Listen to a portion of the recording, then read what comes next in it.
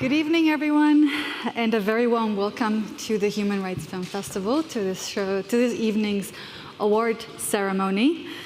I'm so happy to welcome you at the Villa Elisabeth tonight. My name is Sham Jaff. I'm a journalist based here in Berlin, and this evening I will be your moderator. And together we are here to honor the work of artists, filmmakers, and human rights activists who, through their work, have helped strengthen human rights worldwide. The Human Rights Film Festival is giving out 3 awards tonight. The Honorary Award for Democracy and Freedom by the Human Rights Film Festival itself, the Audience Award, which you have participated in, and the Valibrant Documentary Award for Freedom and Human Rights. It's a packed evening, and I don't want to take too much of your time, so let's all buckle up and begin the evening.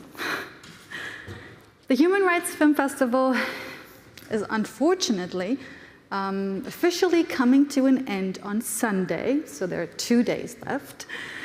And I would like to ask Anna Ramskogler-Witt, the director of the Human Rights Film Festival Berlin, to the stage. Anna, could you join me, please?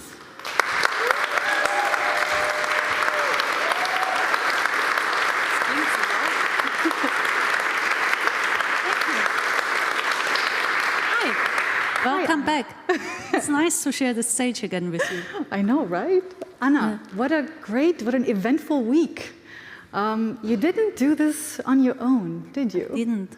And you gave me the right cue to say thank you. And whoever attended the award ceremony before knows that the thank you is quite long. So give me some time. I will rush through it. That doesn't mean that I'm not extremely grateful, but there are quite many people I have to say thank you to. My first thank you goes to Jan for founding the festival. Without him, we wouldn't be here, because it needs a good idea to start. Then I would like to say thank you to my team, in particular Lydia and Vivian, who made this possible. Without them, I couldn't have done it. Thank you so much.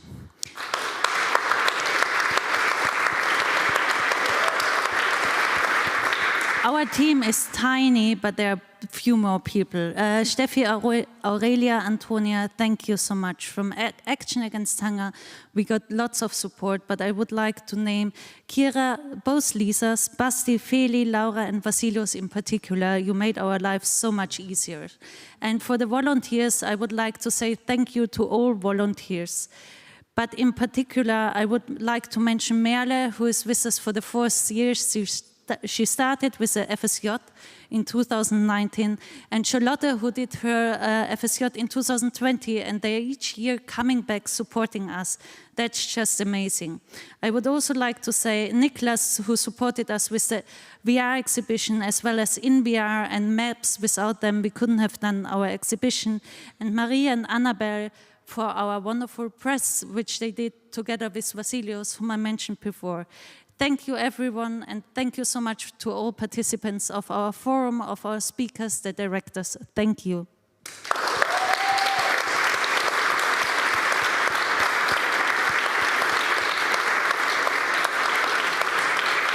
We couldn't do it without funders. You know, a film festival costs money. That's reality. So I would like to say thank you to the Foreign Ministry, to Medienport, to GZ im Auftrag von BMZ, to the Embassy of the Netherlands, of France, of Belgium, and to our friends from Leuchtturm, Café Form, Share, Tony Cioccoloni, Fritz Kohler, and we.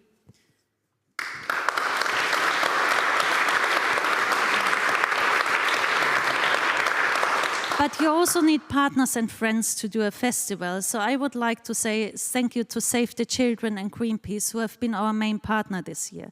Save the Children joined us for the 4th time as a main partner, and we are incredibly thankful for the long-term support, and would like to say in particular thank you to Martina and her team, to your dedication and work, and for your support, which not more than that, but it also led to our honorary patron, Filippo Grandi. Thank you for that.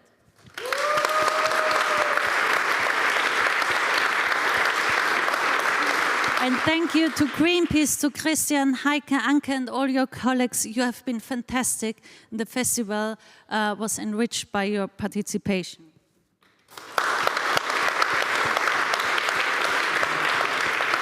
No worries, it's the last card. I'm nearly at the end. They were the main two big partners that organized this festival besides Aktion gegen den Hunger. But you know, many more organizations were involved. I would like to say thank you for the year-long support of the Bundeskanzler-Willy-Brandt Foundation, who also donated for the fourth time in a row our main award. That's incredibly important because it highlights the works of the filmmakers. And as a festival, having an award with an international jury is of utmost importance. Thank you so much.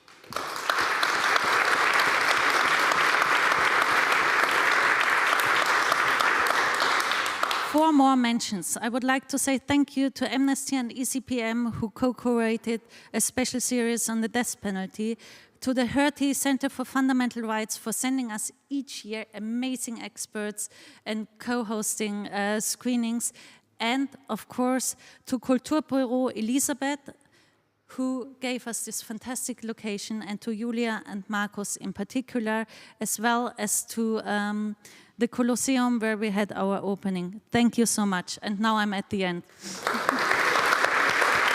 No, sorry. I forgot one thing which is of utmost importance.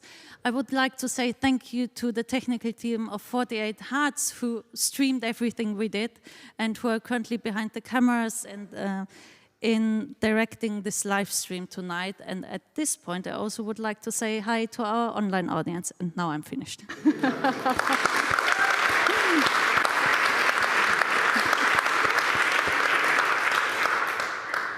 Wow, that was a long thank you list, and it's so nice to see how many people, how many organizations have been involved in making this beautiful festival happen. Anna, this festival was much more than just showing movies. What new insights and learnings are you taking away from this year's festival? Partnerships. Partnerships are key. Talking to other people, exchanging thoughts, exchanging perspectives and learnings. That's what I take away from our conferences, from our workshops, but also from the screenings. Because if we stop talking to each other, we are lost. Yes, thank you so much. Thanks a lot, Anna. A huge festival like the Human Rights Film Festival, this one, takes a lot of preparation, takes a lot of partnerships, a lot of people involved. When the team behind the festival, as I talked to you, started organizing, they couldn't have foreseen the extraordinary events that are taking place in Iran at the moment and for the past 5 weeks. But still, the team wanted to show their solidarity. It was important to take a stand, as you told me. Anna. Yeah, women, life, freedom. I'm looking to, women, life, freedom. These words stand for incredibly strong and brave women who risk their life every day on Iran's street, simply for speaking up and uncovering their hair. The fight of Iran's women who are fighting for 43 years for freedom is historically unique. They never gave up, never got silenced despite the regime's brutal reaction.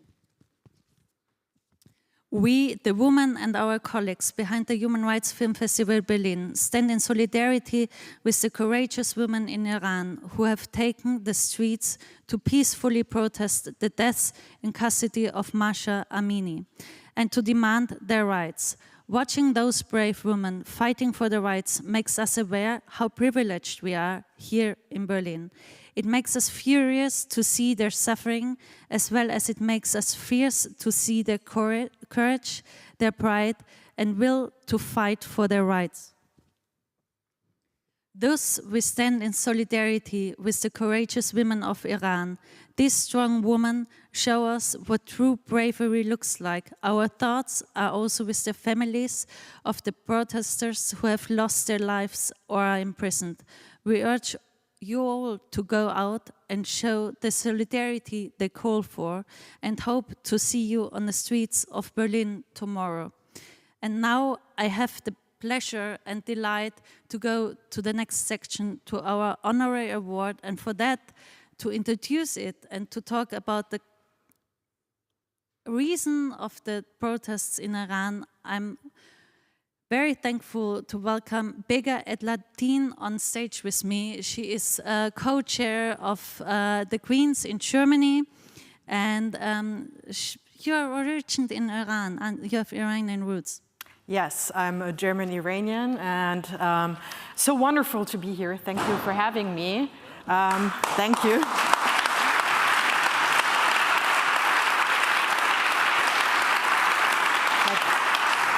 My heart already beats faster when I just read Human Rights Festival. I mean, that's wonderful. Thank you for making this to an issue, to a topic on your stage. Thank you. I think it's so important to use this stage in particular for current issues. Yeah. As we see. You are an outspoken feminist fighting for a more equal world, and you do have, as we have established, Iranian roots. What do the current protests in Iran trigger within you? Yeah, as you see, this is what we are looking at every day, German Iranians. You know, we are like astonished by the courage of the people. I admire the courage these people have because I know what it means, what it takes to do this.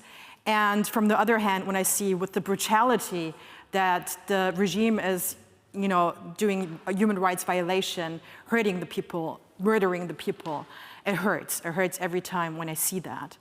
And I'm a bit ashamed because I don't have to bring up that courage. I can talk freely, and I know they're not just fighting for their freedom, they're fighting for all of our freedom, for all of our human rights.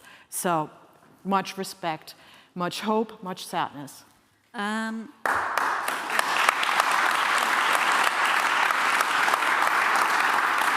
Just last weekend, you called for a clear commitment to human rights that stands up for all women that are threatened currently, not just Iran, but worldwide.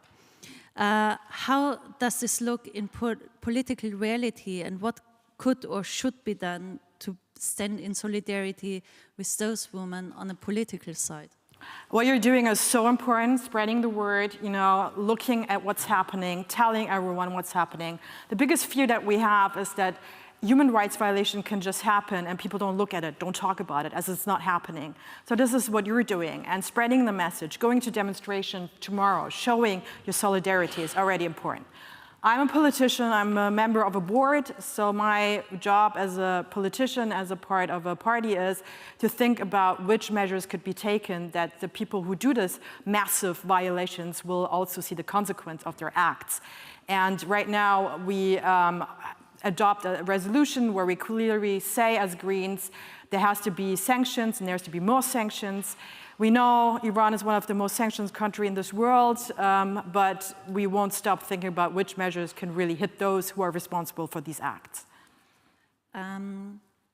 We have seen protests in Iran in the past. Do you think this one is different? Are you more hopeful than in the past? I know more than a decade ago, when the Green Wave was on the streets of Iran, it was beautiful to watch, but they were brutally torn down. Do you think this time there's a chance that they succeed? Yes. First of all, a lot of people ask me, do they have a chance? But that's not the question. They have the right. And what happened in the Green Wave and the times before just showed that people, they're woke, who know their rights, don't just forget that they have rights. So dictators who think they can just hit them down, they can't. They come back on the streets when they know they have the right. And this time we have a big, broader population who's demonstrating. We have kids in schools, elementary schools, who are demonstrating.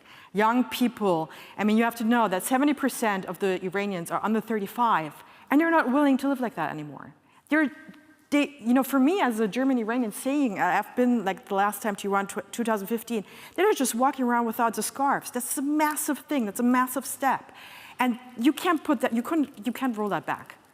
And there's also a lot of different, you have the workers who are going on the streets, you have, which is beautiful, the Iranians, the Iranian Kurdish people, the Baluchis, all of them are together fighting for the freedom of rights. So there's a massive and broad movement. I just read today that the average age of the protesters in Iran is 15. Yeah. And I was stunned by that because you go out there on the street and you know what could happen. And I think this bravery is fascinating and should be highlighted and should be an example to all of us.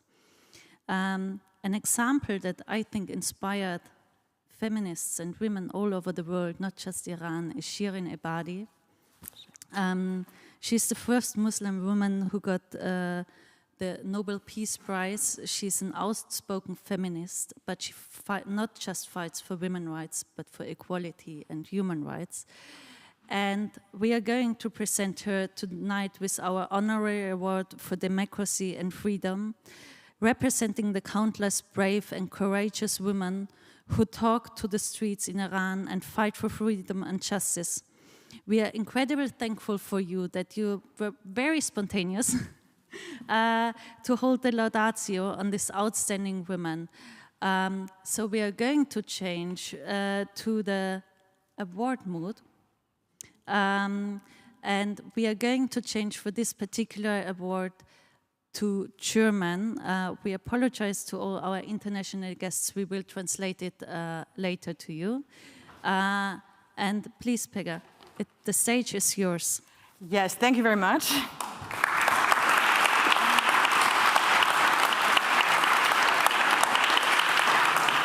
And since it's so spontaneously, I have to look at these pages. I'm really sorry, it's not that chic like the cards, but yes.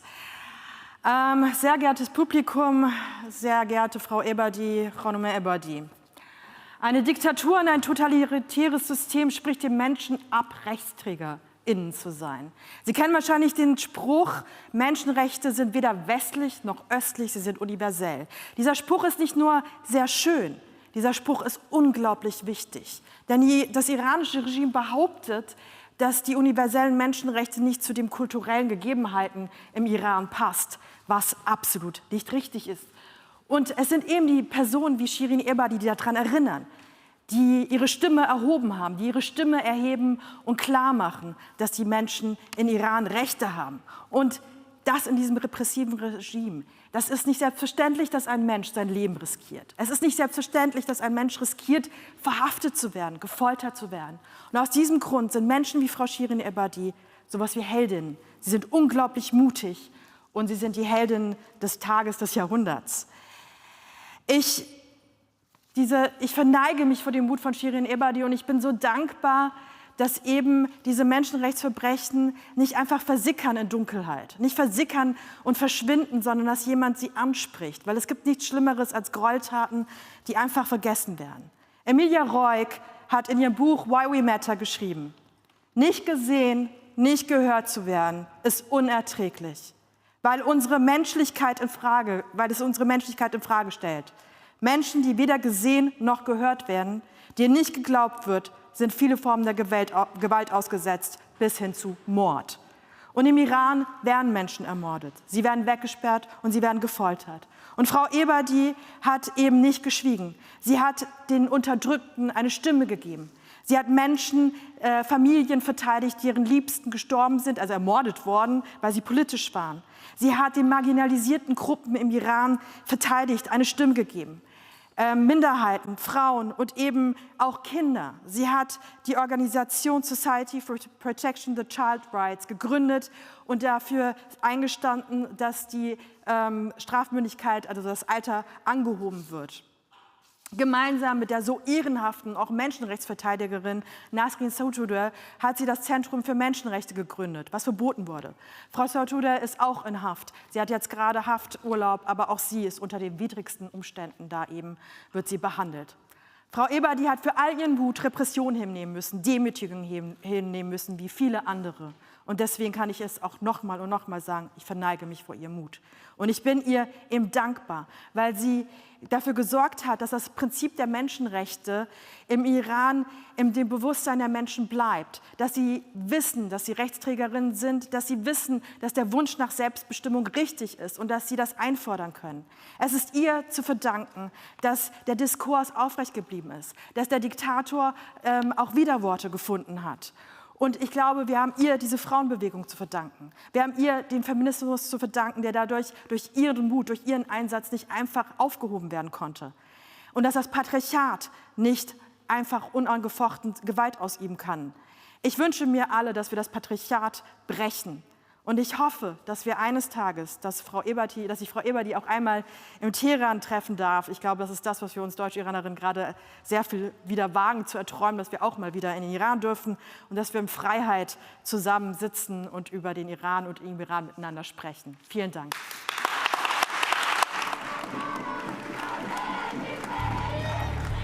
As countries around the world continue to take away the rights of women,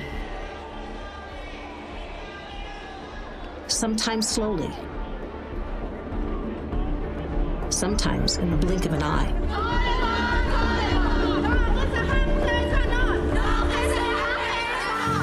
Shirin Ebadi, the first Muslim woman to ever win the Nobel Peace Prize, continues to fight for justice. This is a story about how quickly things can change, how fragile democracy and human freedom can be. This is a cautionary tale about one woman's struggle to restore the rights that women have lost. The women of Iran, the women of the world.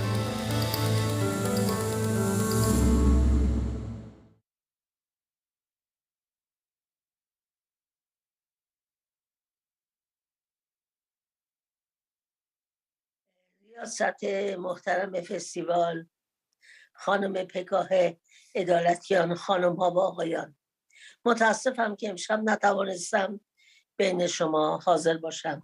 به علت یک اشکال تکنیکی دعوتنامه بسیار دیر به دست من رسید و فرصتی برای برنامه‌ریزی جهت حضور نداشتم. Verehrte Leitung des Filmfestivals, verehrte Frau Pegah Edalatian, liebe Gäste, sehr geehrte Damen und Herren.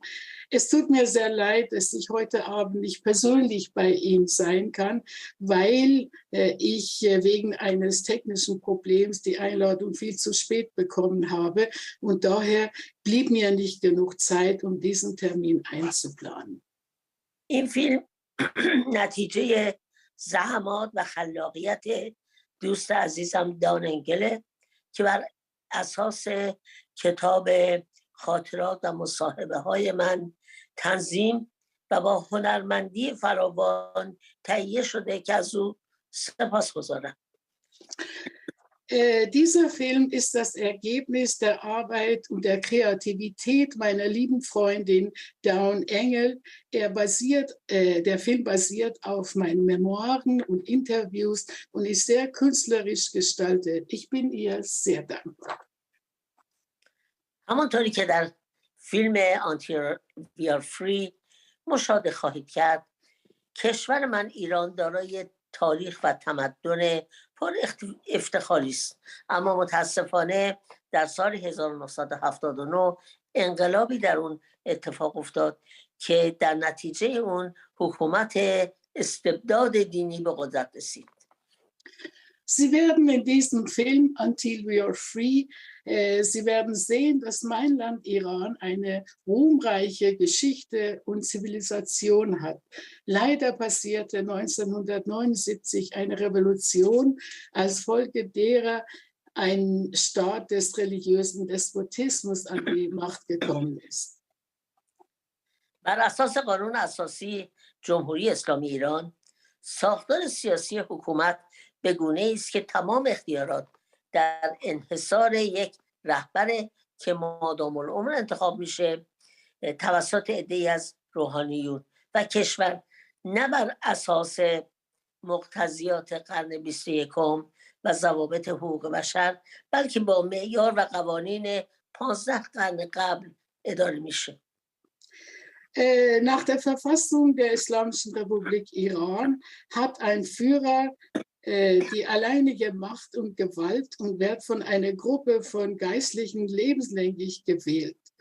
Und so wird das Land nicht nach Anforderungen des 21. Jahrhunderts und nach den Kriterien der Menschenrechte regiert, sondern nach Kriterien und Gesetzen von vor 15 Jahrhundert.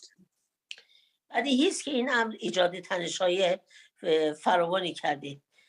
در سنوات گذشته مردم کلیه راه‌های مسالمت‌آمیز رو امتحان کردند که شاید بتونن تغییراتی ایجاد کنند، اما متاسفانه رژیم جمهوری اسلامی هرگز حاضر به شنیدن صدای مردم نشد و روز به روز بر نارضایتی‌ها افزوده شده. Dies führte selbstverständlich zu vielen Spannungen im Land. Die Menschen sind in den letzten Jahren sämtliche friedlichen Wege gegangen und haben alle Wege versucht, um vielleicht Änderungen zu erreichen. Leider aber war das Regime der Islamischen Republik niemals bereit, die Stimme der Menschen zu hören. Und so stieg die Unzufriedenheit der Menschen Tag für Tag. ماه گذشته دختر جوانی به نام مهسا در یکی از خیابان‌های شهر تهران با اتهام بیرون بودن قسمتی از موی سرش توسط پلیس منکرات با خشونت دستگیر شد و متاسفانه 3 ساعت بعد از انقلاب به بازداشتگاه موقت پیکر بیجان او رو به بیمارستان بردند، در حالی که دچار مرگ مغزی شده بود و از گوشش خون می آمد. Im letzten Monat wurde eine junge Frau namens Mahsa auf offener Straße in Teheran von der Sittenpolizei gewaltsam verhaftet, weil ihre Haare unter dem Kopftuch hervorschauten. Leider wurde ihr lebloser Körper nur 3 Stunden nach ihrem Transport zur vorläufigen Haftanstalt ins Krankenhaus gebracht. Da war sie aber hirntot und blutete aus dem Ohr. طبق شواهد و مدارکی که از بیمارستان به دست آمد، علت فوت ضربه به سر بود، اما حکومت مانند همیشه به دروغ علت مرگ رو بیماری زمینه‌ای اعلام کرد. این امر آتش خشم مردم را شعله‌ور ساخت. تظاهرات خیابانی شروع شد که همکنون در بیش از 100 شهر ادامه داره. Laut Indizien und Dokumenten aus dem Krankenhaus war die Todesursache ein Schlag auf den Kopf.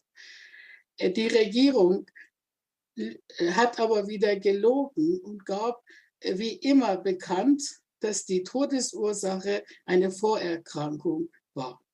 Dies loderte das Feuer des Zorns der Menschen.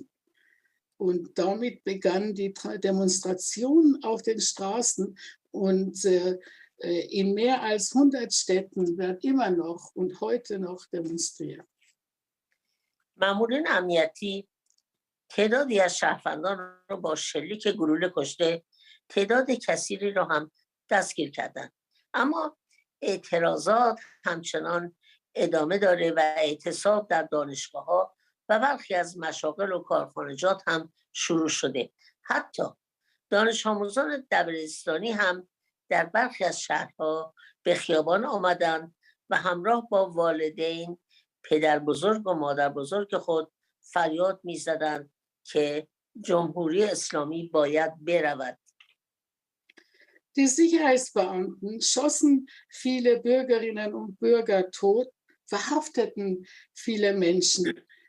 Aber die Proteste gehen weiter und Universitäten, einige Berufe und Fabriken haben mit dem Streik begonnen. Selbst Schülerinnen und Schüler der Sekundarschulen kommen in einige Städten zusammen mit den Eltern mit den Großvätern und Großmüttern auf die Straße und skandieren laut, die Islamische Republik muss gehen.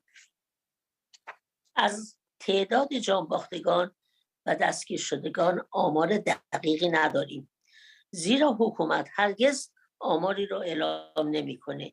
فقط از طریق اطلاع رسانی از سوی خانواده ها و راستی آزمایی نهادهای حقوق بشری میتوان گفت حداقل 200 نفر کشته شدند که متاسفانه 25 نفر اونها کمتر از 18 سال سن داشتند. Wir haben keine genaue Statistik über die Zahl der Getöteten und Verhafteten, weil die Regierung niemals diese Art von Statistiken veröffentlicht. Nur über Auskünfte der Familien der Opfer und das Fact-Checken der Menschenrechtsinstitutionen könnte man sagen, dass mindestens 200 Menschen getötet worden sind, leider darunter 25 Minderjährige unter 18. پس از انقلاب 1979 ایران طبق آمار یونسکو بیشترین فرار مغزها رو داشته. همکنون حدود 8 میلیون ایرانی خارج از کشور سکونت می‌کنند. ایرانیانی که خارج از ایران هستند نیز همپای هموطنان خود تظاهرات متعددی رو در شهرهای جهان ترتیب دادند که یک نمونه اون تظاهرات روز شنبه در شهر برلین خواهد بود.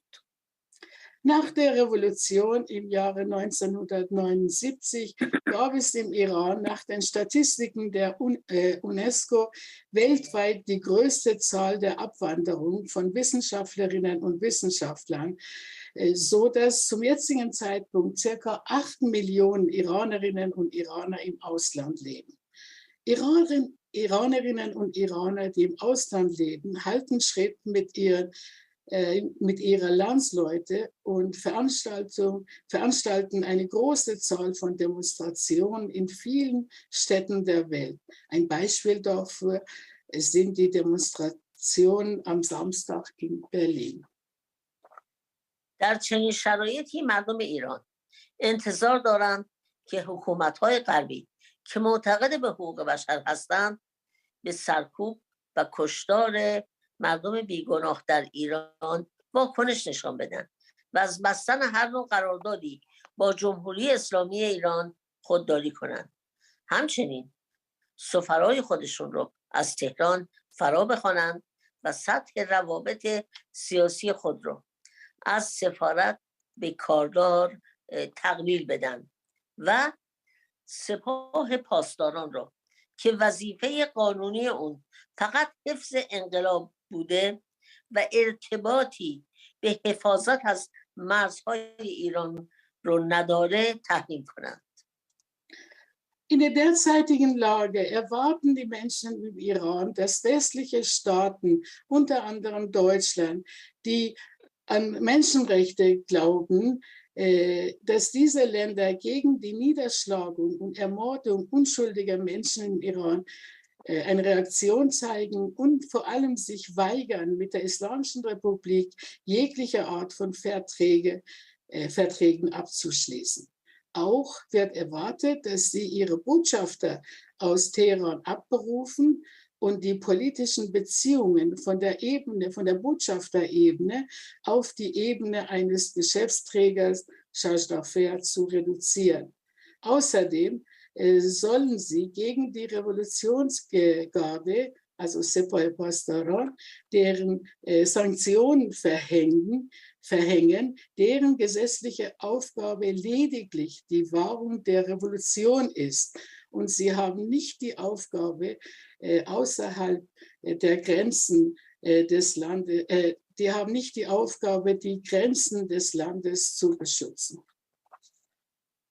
و سخن دیگران که مفتخرم من را لایق جایزه حقوق بشر این فستیوال دانسته اون رو به من اهدا کردید. با کسب اجازه از هیئت داوران من این جایزه پر افتخار را به زنان و دختران جوانی که در خیابان‌های ایران برای آینده بهتر مبارزه می‌کنند تقدیم می‌کنم و به عنوان نماد این جنبش اون رو به یاد مهسا امینی که قتل مظلومانه او نقطه شروع اعتراضات اخیر بود، جایزه به خانواده‌اش در شهر سنندج در کردستان ایران ارسال خواهد شد. Des Weiteren fühle ich mich beehrt, dass Sie mich für den Menschenrechtspreis dieses Festivals für würdig gehalten und mir diesen Preis verliehen haben. Der Erlaubnis der Jury vorausgesetzt, würde ich gerne diesen ehrenvollen Preis den jungen Frauen und Mädchen im Iran widmen, die auf den Straßen des Landes für eine bessere Zukunft kämpfen. Und in Erinnerung an Mahsa Amini als Symbol dieser Bewegung, die unschuldig getötet wurde und nach ihrem Tod die Demonstration begonnen haben, möchte ich den Preis an ihre Familie in der Stadt Sanandaj in der iranischen Provinz Kurdistan zukommen lassen.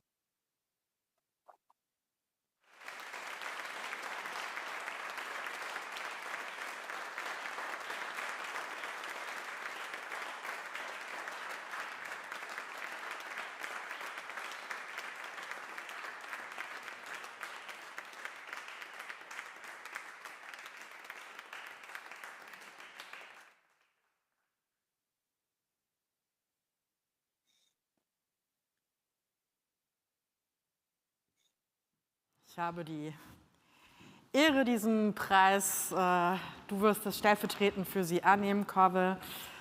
Das ist der Preis für Shirin Ebadi. Dankeschön.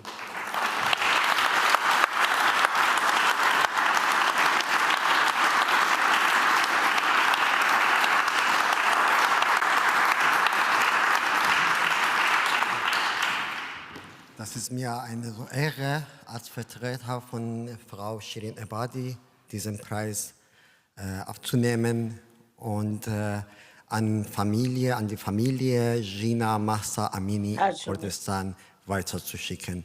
Gina Mahsa Amini heute ist ein Symbol von Freiheit und Widerstand im Iran unter dem Motto Jen Jian Azadi, Frau, Leben, Freiheit.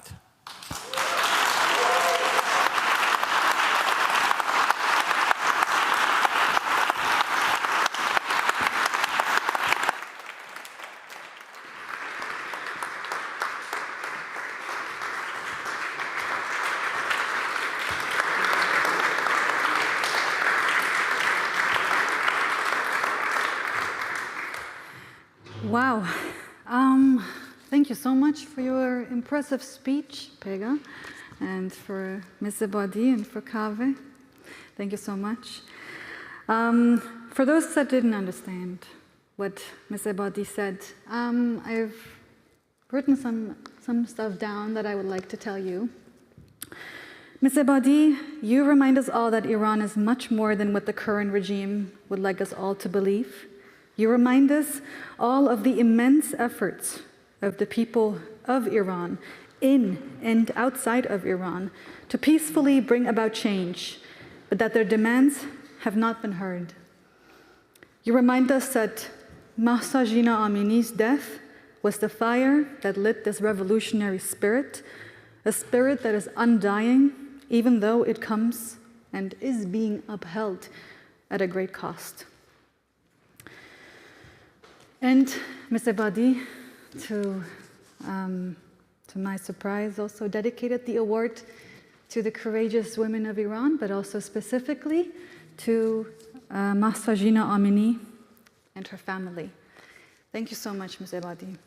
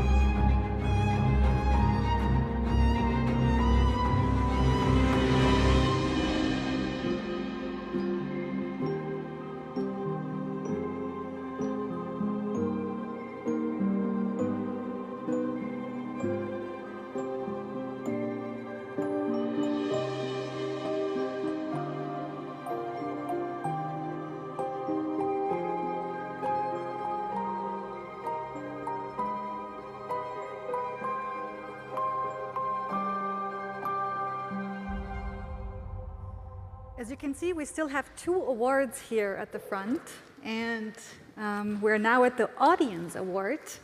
A lot of very inspiring films have been screened at this year's festival, and you, the audience, have chosen your favorite one.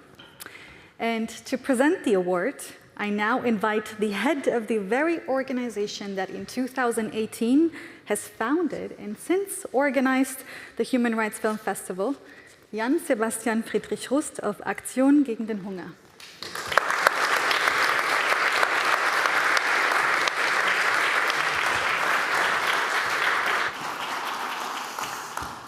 So I won't talk long because we have many great speakers tonight, and we also want to watch a film later on. But I do have to add one more thank you, because Anna was basically thanking all of the team, all of our great partners. But I'd like to thank Anna for her amazing work, and even this year, she's superhuman. I don't know how she does it, but she doesn't sleep. And she's still standing. I see she's a bit fragile, looking tired. But thank you so much, Anna. It's amazing what you've done again.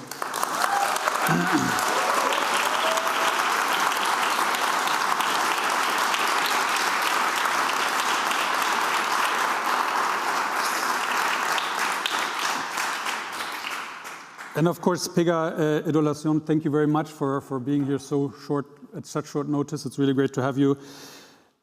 This is the 5th edition of our festival. We've shown 40 films, very different stories.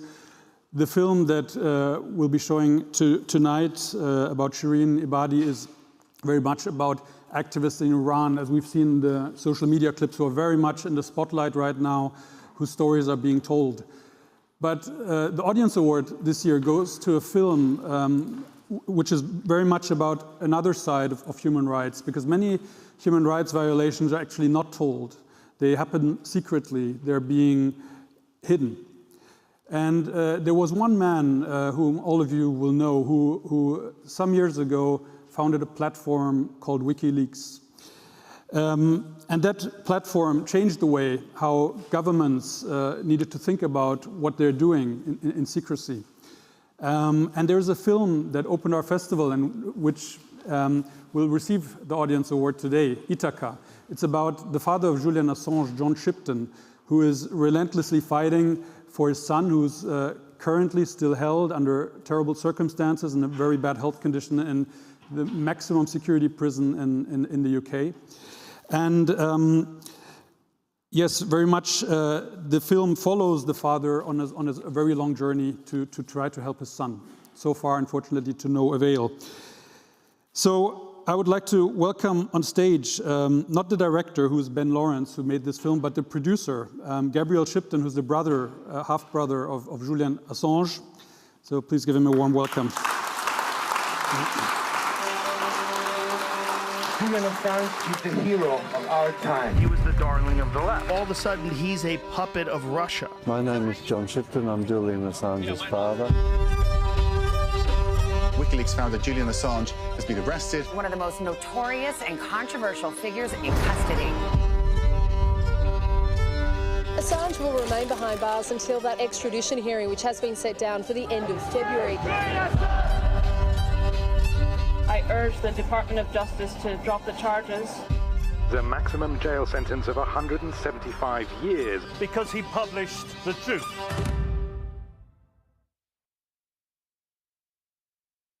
Gabriel, as the producer, to Ben Lawrence, and to your brother. Thank you. Thank you.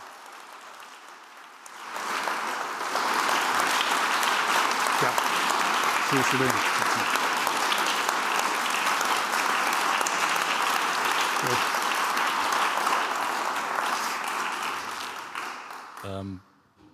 Yeah, well, thank you everyone. I guess thanks to you all, everybody who voted for this, because it's the Audience Award. I'm biased, probably think it's the best one to get. But we were so honoured. I mean, so many great films here at this festival. So many stories about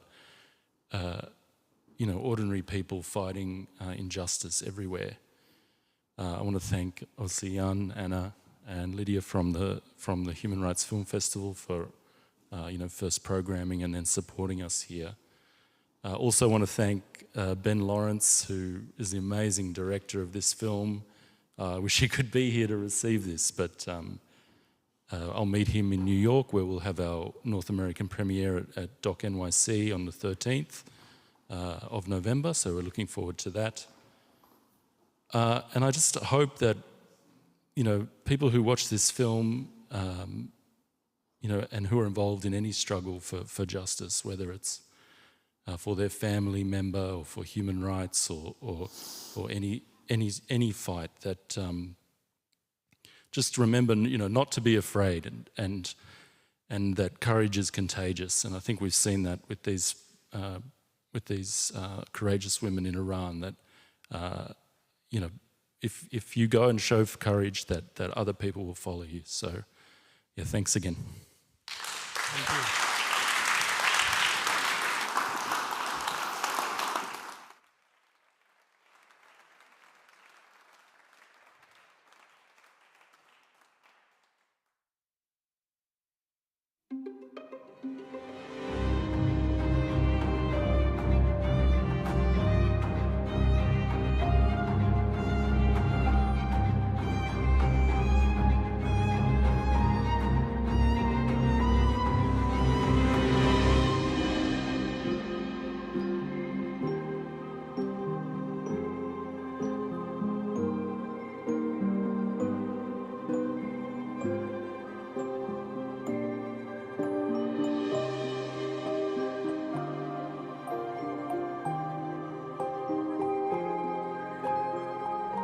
The last award of the evening, the 2022, oh, it's gone, the Valibrant Documentary Award for Freedom and Human Rights.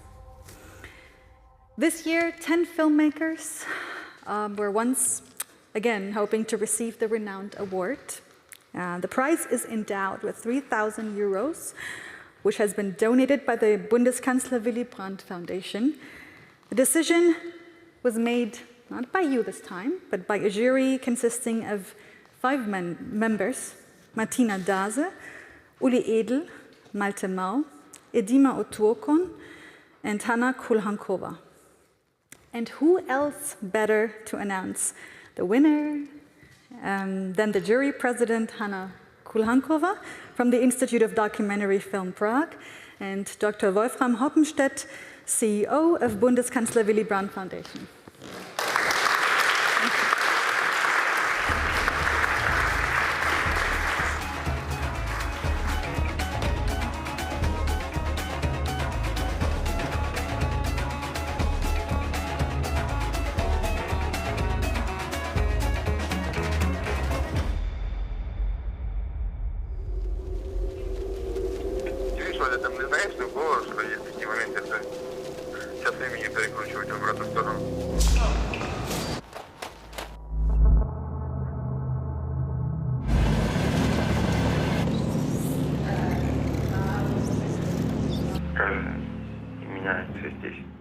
All of this, including the jail site, including the power station, right up the valley to where you hit straight into the base of that hill? Yeah.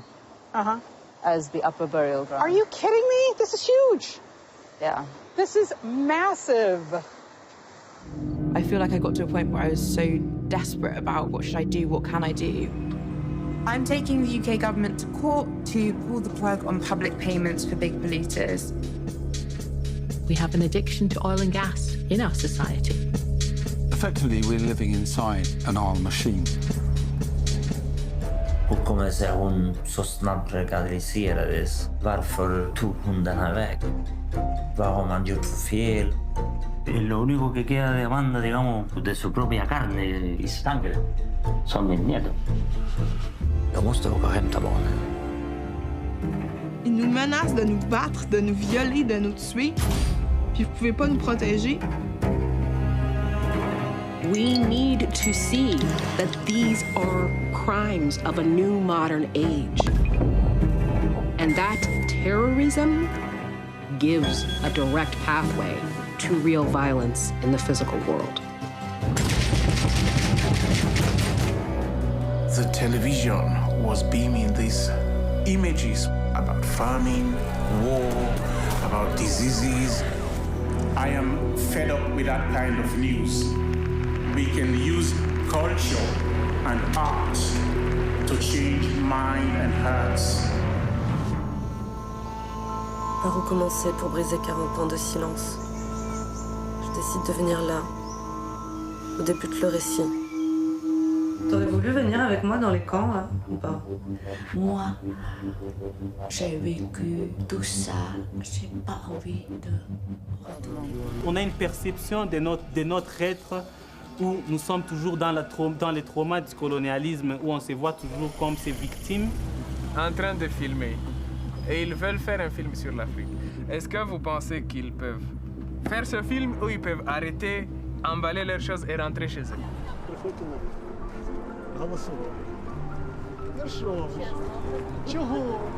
Сміливість треба все відрізати. Ні, я з цим не згодна. Розповсюджувати інформацію, допомагати в збірі інформації, писати запити або надсилати там в конкретні органи на місцевому рівні наші запити. Будь ласка, включайтесь.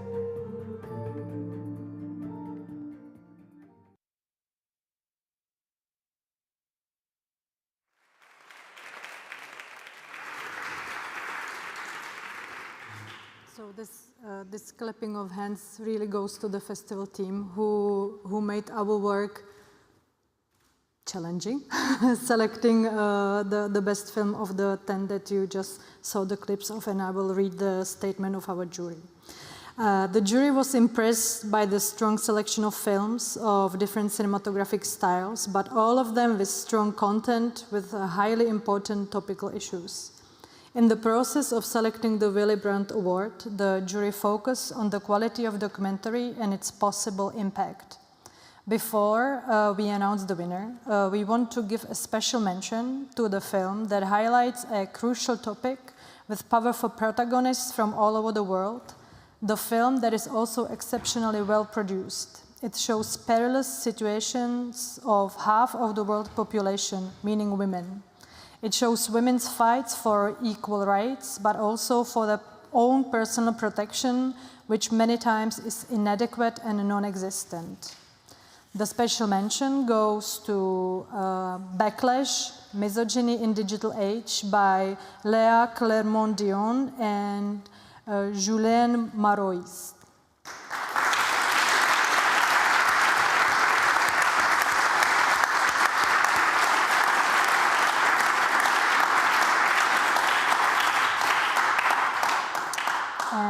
And now let's announce the winner of the Willy-Brandt Documentary Award for Freedom and Human Rights 2022. The power of documentary films is to make the invisible visible. This film is bringing someone from the outside of society into the center.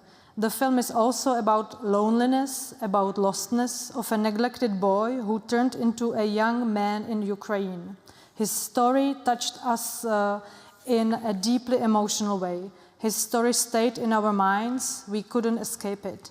We were asking ourselves questions, some of them uncomfortable ones. Why are there people and groups of people who seem to always stay outside the door of their societies? How personal can a filmmaker's relationship with her protagonist get? Is there a red line? But isn't it preciously these films that raise such questions that are important? We think yes, absolutely. Moreover, we would like to praise not only the storyline, but the whole art of directing of the filmmaker that lives up to the highest standards of documentary filmmaking. The access to the main character and his family members is incredible. The camera is nearly forgotten. It's seldom that a film speaks so strongly for itself and sticks with the audience. It's my pleasure to announce that the Willy-Brandt Documentary Award for Freedom and Human Rights 2022 goes to documentary film Outside by Olha Surba from Ukraine. Я 7 лет детдом. У меня никого нет. Покажи зубы. How are you? I am good. Today. Today. Yeah, today good. Чего молчишь? Хочу выучиться. Уехать в Америку.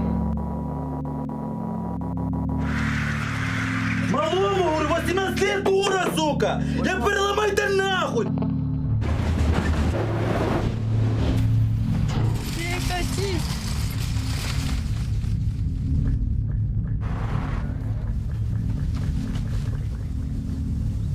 Это такое место, я тебе скажу.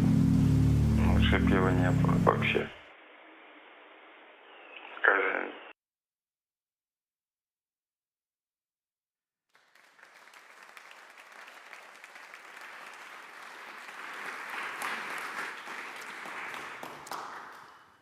Dear Ola Surba, ladies and gentlemen, good evening. It is a great pleasure to stand here before you to present the Willy-Brandt Documentary Prize for Freedom and Human Rights 2022. My name is Wolfram Hoppenstedt and I'm the director of the Bundeskanzler-Willy-Brandt-Stiftung. Usually Peter Brandt, our trustee, and as some of you may know, the eldest son of Willy Brandt, delivers the Laudatio. Unfortunately, Peter has fallen sick today, but he sends his warmest regards. With this award, our Federal Foundation commemorates Willy Brandt's achievements as West German Chancellor and Nobel Peace Prize laureate as part of our 50 years anniversary program. And together with the Human Rights Film Festival Berlin, we want to support outstanding filmmakers whose work exemplifies the values and life of the former statesman. Willy Brandt received the Nobel Peace Prize in 1971 for his new Ostpolitik and Détente policy. During a unique window of opportunity in the Cold War, he opened and expanded ways for dialogue. He brought people and states together to work on the great challenges of the time with the objective of overcoming the Cold War and, at last, the division of Germany. In his speech in Oslo, after receiving the Nobel Peace Prize, Willy Brandt said, referring to the postulate of the famous military thinker General von Clausewitz, war is no longer the ultima ratio, but rather the ultima ratio. It is a great tragedy of our time that by Russia's prolonged aggression against the Ukraine and ultimately by its attack on a sovereign country, not only supposed political certainties are lost. The Russian invasion has also brought our generation's project, or should I better say dream, of peaceful coexistence to an end. Beyond red lines is the festival's motto, and too many red lines have been crossed this year. But despite the political hardships, a growing number of films are made in the Ukraine by young and aspiring Ukrainian filmmakers. It is therefore a distinct pleasure to honor today one of them. It is also a testament to the resilience of Ukrainian culture and filmmaking. And also it's the first time that a female director receives the award. One of the most important qualities of documentary films is to tell important, often unknown stories and bring them to a wider audience. Outside brings the literal outsider into the center of society and into our hearts. It does so with the superb skill of filmmaking. Ola Surba takes us on an incredible personal journey for her protagonist Roma, an orphan living outside of society. The film is a gripping portrait in which the camera takes us up close and personal into his life. We get to know Roma's family, his friends, his dreams and aspirations, and also his many downfalls. The film builds up a gripping emotionally, which lets you hope for salvation until the last minute. Dear Ola Surba, thank you so much for making this outstanding film. I'm very pleased to present you with the Willy Brandt Dokumentarfilmpreis für Freiheit und Menschenrechte 2022 for your film Outside. Congratulations. Thank you.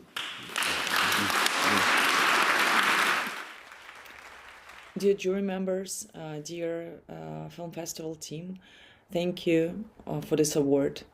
It's a great recognition we spent more than 7 years of our lives with this story. Well, basically, I joined the project only in 2019, only. It's still quite a lot of time already.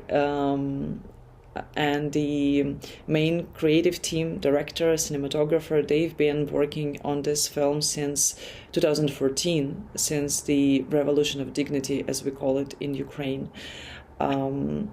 It's been quite a complicated time for us. It was not an easy film to produce, but we did it. And thanks to your award as well, we feel that this film finds its way to the heart of the audience, to the heart of people, which is, the best recognition, the best result we could get. This film premiered in the end of March this year in CPH Docs Film Festival in Denmark. And it was very complicated time for us, as you probably know, and as you can imagine. It was not the time when we were thinking of importance of any film festivals or events, any entertaining events. But thanks to our partners, thanks to our co-producers, we were able to bring the film to the international audience. The film is traveling a lot right now, as many other Ukrainian films do. And this time in general is very complicated for the whole filmmaking industry in Ukraine. As you probably know, there is no financing at the moment in Ukraine. And it is very complicated for us Ukrainian producers right now to secure financing for our projects. But we don't give up. We keep on working. We actually do have a lot of support from the international community, which is super great and which we are very grateful for. And I just want to say that I am very happy to know that such festivals as yours exist in this world, despite all hardships and challenges, and that there is still some space and time in the universe, in our world, where we could really celebrate the art of filmmaking, where we could really think and discuss what it is human dignity, what it is human rights, why it's important, how we could make this world better. It's quite, probably quite pathetic, but still, I think those discussions are important. And I think those discussions, probably in the long term, not in short term, but still they will make changes and they will help us build a better world. So thank you for not giving up. Thank you for celebrating the art of cinema, celebrating human rights, celebrating justice, freedom. And I wish I could be there with you tonight. But unfortunately, due to some personal circumstances, I was not able to come. But with my thoughts and with my mind, I am with you. And just very happy to know that we are together in all battles. Probably that's it. Thank you. And have a good celebration.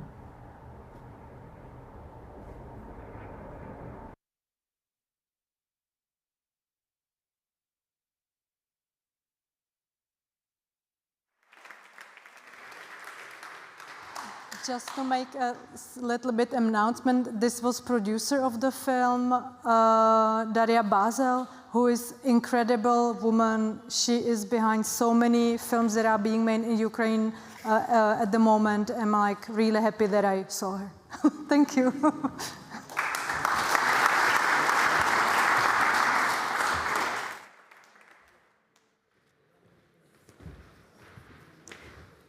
Okay. No more awards left. a warm congratulations to all winners of tonight and to all nominees of tonight. Much more important than awards and prizes is the attention that was raised for the people that are not being seen all everywhere, for the work, for the topics that have been raised. The work of these filmmakers and their art inspired not only us tonight, but millions of people worldwide.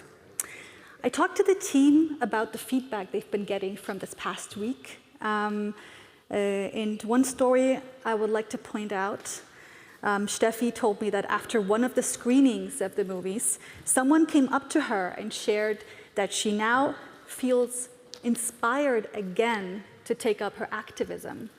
And I think if that's one of the consequences of this year's film festival, it's a wonderful consequence.